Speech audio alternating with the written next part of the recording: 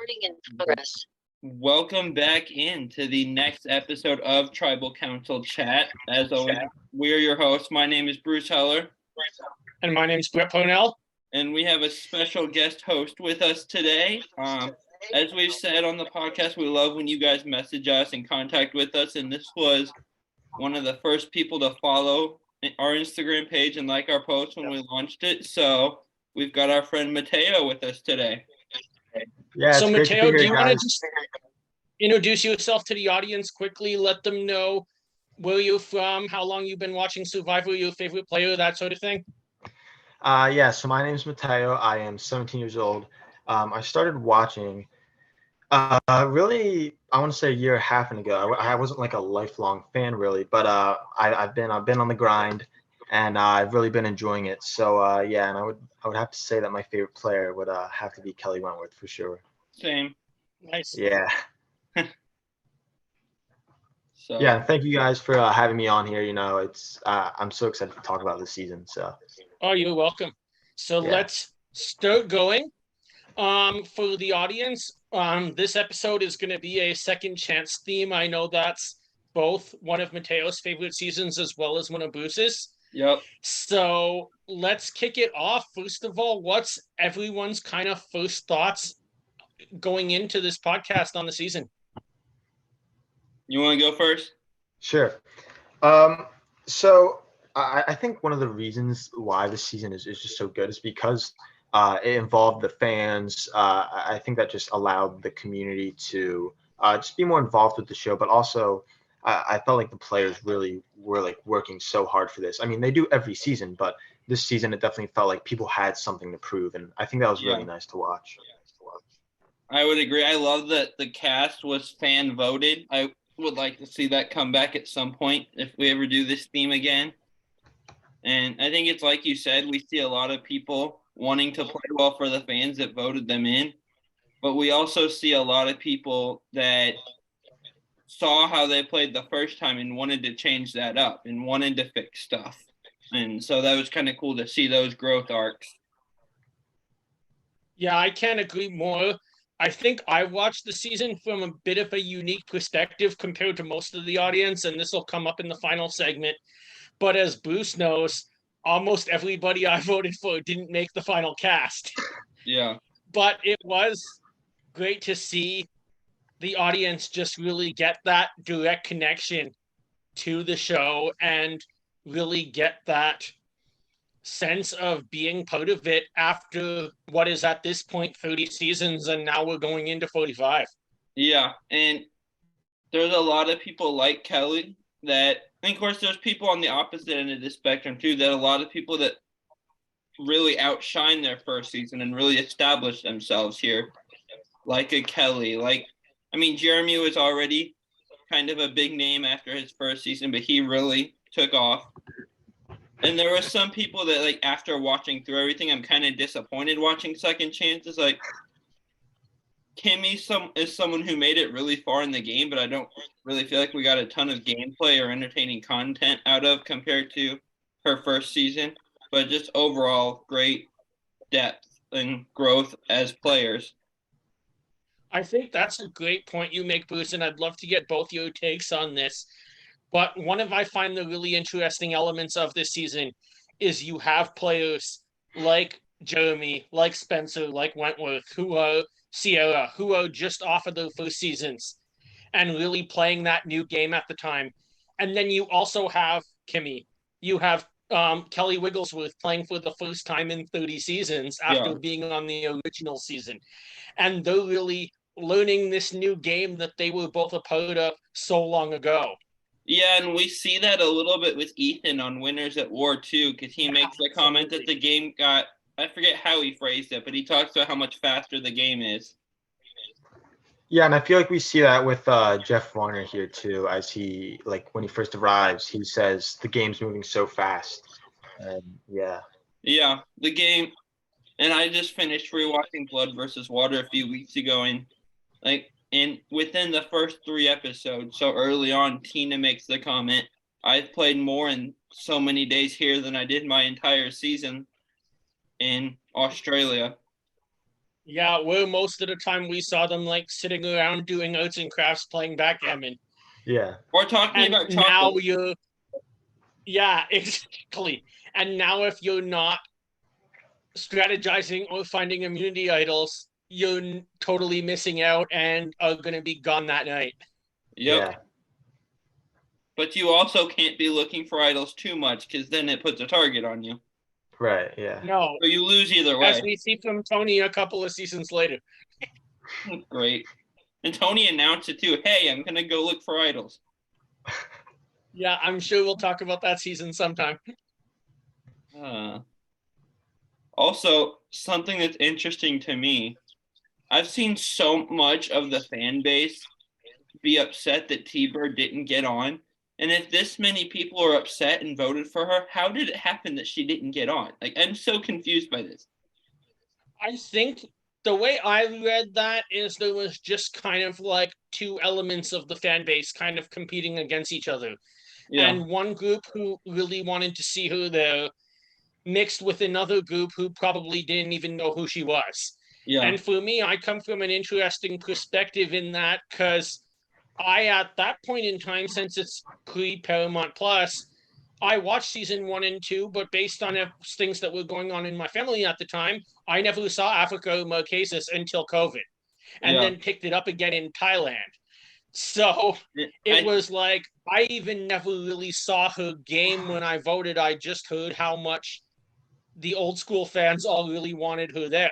Yeah, and I think her popularity has probably been boosted since Second Chances with her Talking with T-Bird podcast on RHAP. Oh, absolutely. And I think part of the questioning why she didn't get on Second Chances is people that have started watching to the show and know her from the podcast that weren't voting back then, too. Absolutely. Yeah, I think you also have to take into account that recency bias, the fact that multiple people and that for consideration of the cast were just very recent. Like people like Wu and stuff. Who knows if he would have came back had he been in an older season. Well, and the one that sticks out to me on that, and this isn't a shot at this person, but Shireen got voted back on. Right. Yeah. Yeah. Like if she hadn't been on the very season before. Yeah.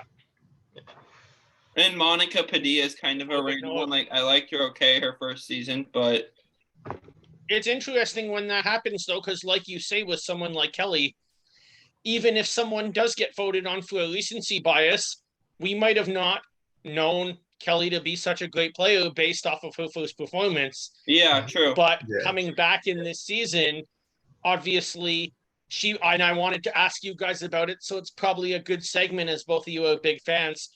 What was your reaction to that move when you first saw it? To what move? The Idol? Yeah. Oh, it was awesome. I loved it each time. It was so sweet. So sweet. And then you have Abby Maria just throwing salt in a wound for no reason of, at least you're on the jury this time. Yeah. Like, that's not the time. Really funny. It was hilarious. Yeah. Yeah, and I think the fact that I think you really see that her social game actually comes into play for that because come that tribe swap, she was with Joe and Keith, who she pretty much established relationships with. And for that vote, basically they kind of hinted that she was going to get some votes and hence could be one of the reasons why she decided to play the idol. Yeah, her and Keith were a really good alliance. Going back to their first season too, they would have been together, I believe. I'm looking at the see. Yeah. Absolutely.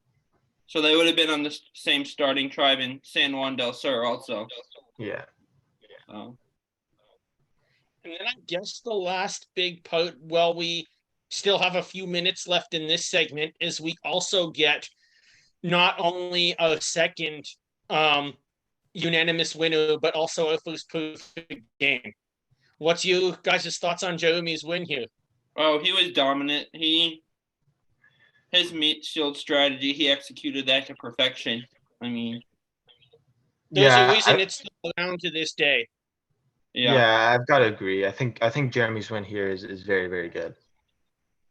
So my question is, since we're on this second chance theme, who's somebody that, like, if I say someone who's only played once that you want to see come back for a second chance, what's the first name that comes to your all's mind? Julia Sokolowski. Okay, I should have seen that coming. Seeing it would, I just think it would be such a neat dynamic to see her go from playing at 18 years old to now being in her mid to late 20s, I think, and what evolutions that would make in her game and her strategy would be great television. So mine is either for sure. Lauren O'Connell or Natalie Bolton, probably. What about Good you? Picks. I would have to say it's kind of down between both Rick Devens and Christian from David vs. Goliath. Oh, those are both great options. Yeah. Yeah. Rick Devens is hilarious. He's so funny. Yeah. I don't understand the hate. I don't know. I always say for me, because like I'll be honest, and yes, we're verging in season 2. I wasn't cheering for him to win, but no hate for the player, just for this twist. Yeah. Yeah, that's fair. And so it was kind of a joke in my family, but I was just like, yeah, if Julie is sitting next to Rick and Chris and I'm on that jury, I'm voting for Julie. yeah. So do you want to launch into our next segment, Brett? Yeah, let's do that. So we are going to do, keeping with our second chance theme, another one of our team drafts that we'll be posting online. So we'd love to hear again who you guys thought won. A couple weeks ago, it was really tight with me winning on some platforms and Bruce winning on others. We're going to make it a bit simpler this week. We'll probably come back to our old rules when it's just 2 teams. But since we have 3 teams, all we're simply going to do is a snake draft, so the order will reverse in each round, picking a team of 5 players. We did a random spin last night. Bruce won the first selection, myself second, and Mateo third, which means Mateo will pick 4th, I'll pick 5th, Bruce will pick 6th, and so on and so forth. Yeah. The rules for a second chance theme are pretty simple. Anybody who's played the game twice is eligible to be drafted in this draft. And nobody who's played once, 3 or more times are completely out. So we have about 70 players to choose 15 of. Yeah. With that, Bruce, you are on the clock, as they would say in the NFL. So I'm going to go with, I have to, my favorite winner, Natalie Anderson. Just take her off the board immediately. Great at all 3 aspects of the game. Excellent pick. Thoughts on that pick for the first round pick, Mateo? Yeah, that's actually one of the picks I was going to go. So a little bummed out about that, but I think it's a great pick nonetheless. Yeah. Okay, excellent. That brings up me. I think this is going to come to no surprise behind anybody. I'll slide to the side and let the autographed T-shirt on the wall make the selection. Michelle Fitzgerald. Yeah, I saw that coming. In my mind, I think Michelle's the best social player of all time. Great clutch physical player, and someone that has shown that she can get to the end of the game in two different games, and probably I think if she was to get a 3rd attempt would be right back in the final tribal council. Maybe, yeah. Yeah, for sure. All right, so for my first pick, but just so you know, since we're changing orders after you make your first pick, give everyone a chance to comment on it, then you'll make your second. All right, cool. All right, so for my first pick, it was kind of tough here. I didn't know exactly what to go with here, but I'm actually going to go with one of the best winners, I think, personally, Yul Kwan. I think that's how you say his last name. Yeah, yes, great winner, nice for sure. He's great. His game gets a little undervalued because he had that idol, and people like to point at that. But yeah, really great player, really likable guy, and I love Cook Island as a season. It's same. A weirdly fun little season in there. So yeah, very true. And one of the most strategically strong winners we've probably ever had. So I really like it. Yeah. For another one. All right, I'm up again. Yeah. Okay. So for my second pick, I'm gonna go with someone did not win. I think they're one of the best to not win, and I think someone who has a great strategic mind, Spencer Bledsoe. Nice. That's a really solid pick. Yeah. Excellent pick. I always laugh when I see Jeff's commentary on what casting when he says Jeff will tell you that Spencer was told in casting, we're going to put you on the show, but you'll never win. And then he almost won twice. One Spencer just has a really he has this arrogance to him. Yeah. Or it's entertaining, but when you're sitting at Tribal and he tells you that because of a move you made, you have 0% chance of winning, I don't know what to do with that other than just laugh. So I'm up now with Mateo's description. I thought he was about to steal my player. He did not. So I'm impressed. I am also going to go with a great strategic mind for the game to never win, Rob Sesternino.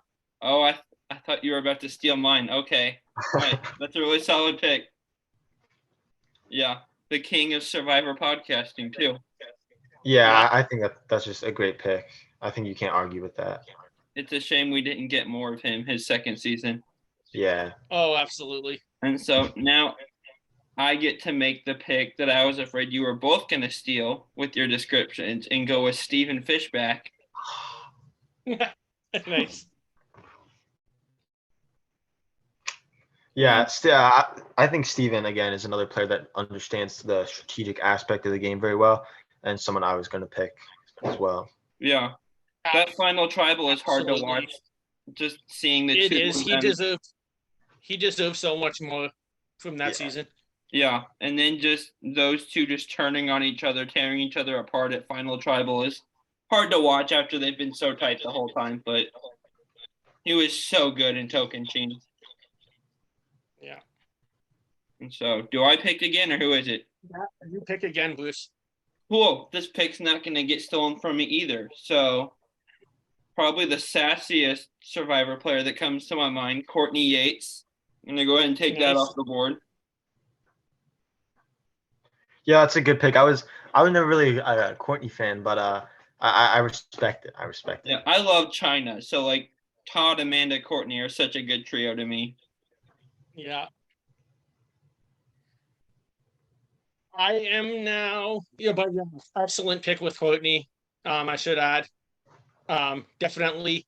And I love how you love that season and comment on it a lot because it's really the first time that you just went into that finale and really having no idea what was going to happen because any of them could win. Mm-hmm.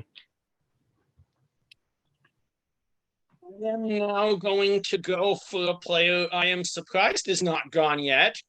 I thought that she might have went really early on in this draft. And with my third pick, I'm going to take Kim Spradlin. Oh, nice. That's a really solid choice. Yeah, definitely one of the most dominant winners for sure. Yeah. So great pick.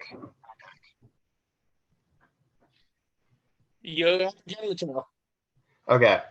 For my third pick, definitely actually my favorite player. This was the first season I ever saw, and my original favorite player. Again, a player I think is very understanding of the strategic game, and that is David Wright. Oh, that's really solid. Yeah, great pick. It's such a great character to watch David's game in both the seasons. Yeah, for sure. For sure. So I think you are up again. I'm up again. Okay. My next pick is, in my opinion, a winner that is very underrated. I think he's likable. I think he went, on an immunity run at the end, and I think he did understand the social game well. That is Nick Wilson. Nice. Excellent. Yeah, very. David versus Goliath, I think, is one of the strongest casts we've ever had, and winning that season, great game. Yeah. And then also did very well in Winners at War as well. Yeah, really solid cast on David versus Goliath, especially for a newbie cast. Yeah. He did do really well that season, and I enjoyed him when he was on my TV. So that brings me up again. My next pick, I am going to take one of probably the most memorable characters in the history of Survivor, and that is Johnny Fairplay. Oh, nice. I forgot he came back for a second season. Yeah, just a few days, but he was there. Yeah, long enough for Yao Man to tackle him into a boat. That was great. Yeah, probably the truly original villainous player, I would say. Oh, absolutely. Yeah. I It's mean, like you I had a always say, Rich like, who was cocky and arrogant, but Fair Play just kind of took that up to a whole new level. you had Rich be himself and win the game, and then Rob was the first person to backstab you, which evolved to Brian to Sesternino up to Fair Play, and then it was a brand new game. Yeah. Bruce, you are up for your last two picks, so pick one, and then you'll be rounding out your team. Okay. So I will be going with someone who played one really early season and one fairly late season, and that is Jervis. Excellent. Good pick. Yeah. I feel like, I mean, he doesn't get the best at it in his first season, but he comes back years later.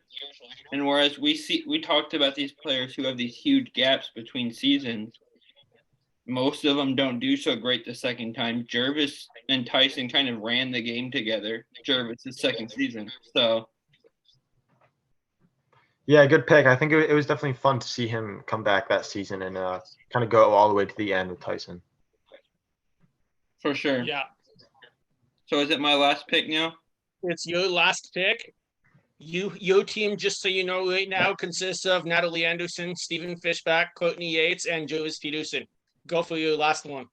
So I'm trying to decide between two people here. So far, I've gotten everyone on my list. I'm at the bottom two names.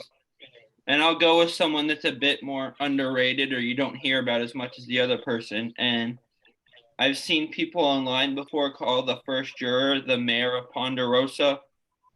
And going by that, this person is probably the queen of Ponderosa because she's been the first juror both times.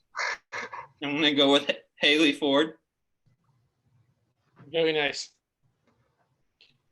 Yeah, I would Yeah, say definitely the queen of Ponderosa for sure. Yeah. The other one I was Absolutely. looking at is cast, so I ended up just going with the person you hear about less for fun. Yeah. Throw some Makes sense. recognition out there. I am gonna. It's my turn now. Yeah. All right. I am gonna round out my team with someone from Queen 2 again.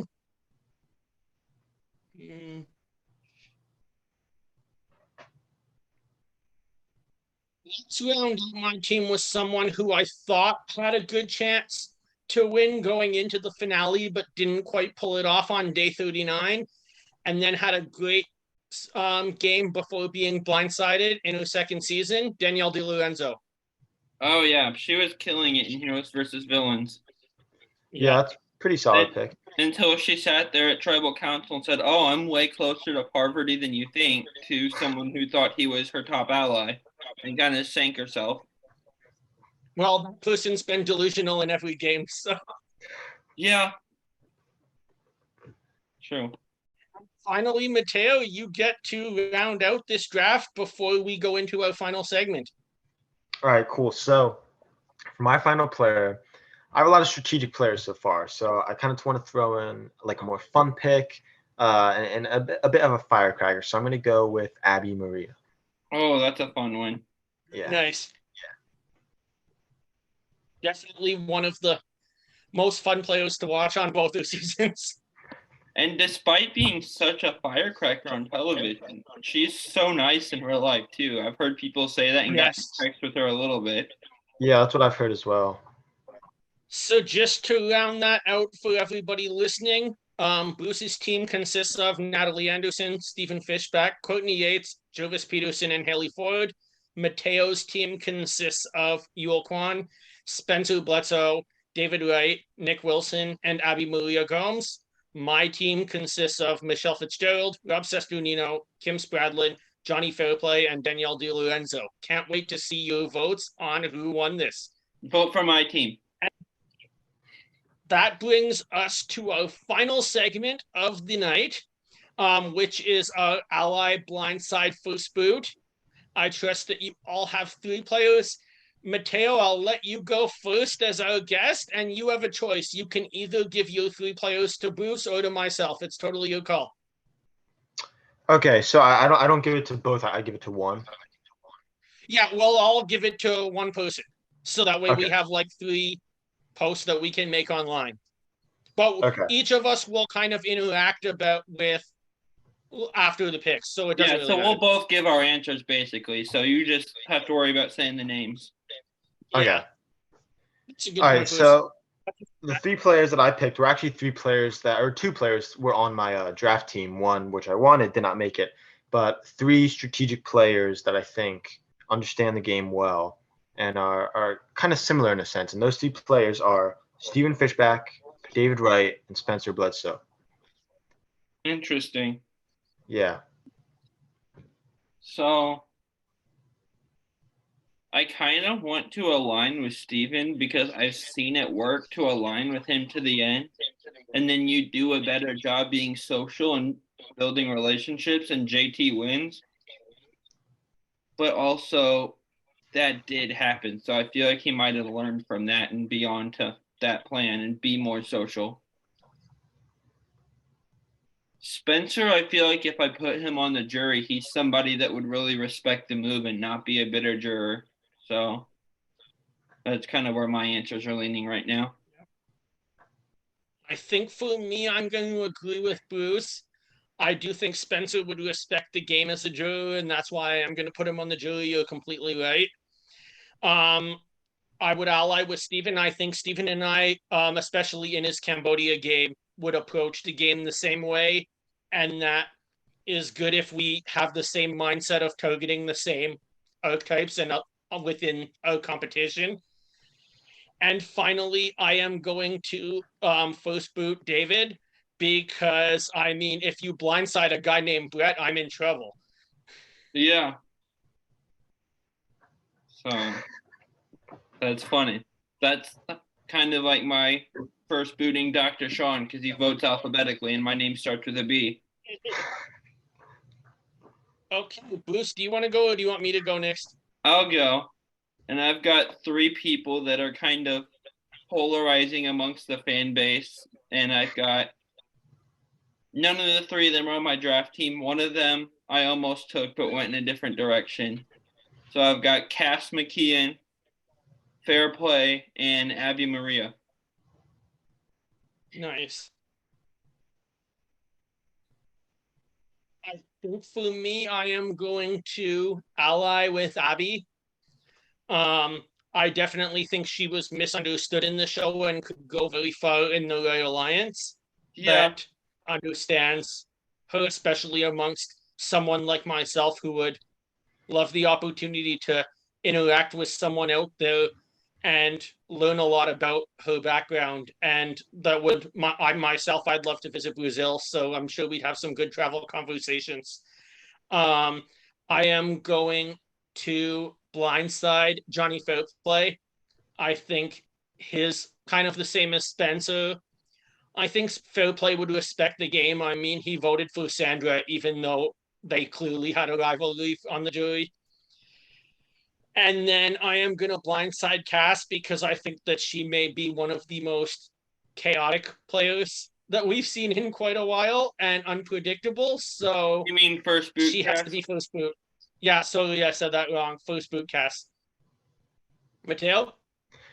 Okay, so I would definitely ally with Abby because I think while she is very crazy at times, I think she is loyal. Like we've seen that with Wentworth and Sierra. Like she's someone loyal and someone that I could trust if I can like get her under control. That's In the hard terms of part. yeah, yeah. In terms of blindsiding, I'm gonna say Cass. I think I could work with her. I definitely don't want to go super far with her, but I think again someone that I'm going to try to maintain the chaos. And then I would first boot Fair Play because I have zero trust for him. I do not want his shenanigans at camp. I would not Exactly. bode well with it. You can't let that guy get any traction. Exactly. All right. And that leads me to mine. I mentioned to you all at the beginning that I voted for a lot of people that were not on this cast. So that's really going to be the theme of my Ally Blindside First Boot. Your options are Natalie Tenorelli, Shane Powers, and Michaela Wingle. Okay, so I'll probably first boot Shane just because I'm on an island without food. I don't have the energy to keep up with all that. That's too much crazy for me to try to keep up with. The other two, I don't know. I've always felt bad for Michaela that she got voted out because Brandon thought she was hot, basically. But I've seen allying with Natalie Tenorelli go to the end and work. So that's kind of where I'm going to lean, is ally with her and blindside Michaela. But I'd be okay either way there. Yeah, that's kind of what I was thinking. Like, definitely first boot Shane. Like, I don't want that guy camp. And then I think I would do what Bruce said, and I think I would ally with Natalie and blindside Michaela. But I think that could go either way there. Same. What about you? Discussion, everyone. Mateo, thanks so much for coming. Hopefully you'll come back and guest host with us again at some point. For sure. This was fun.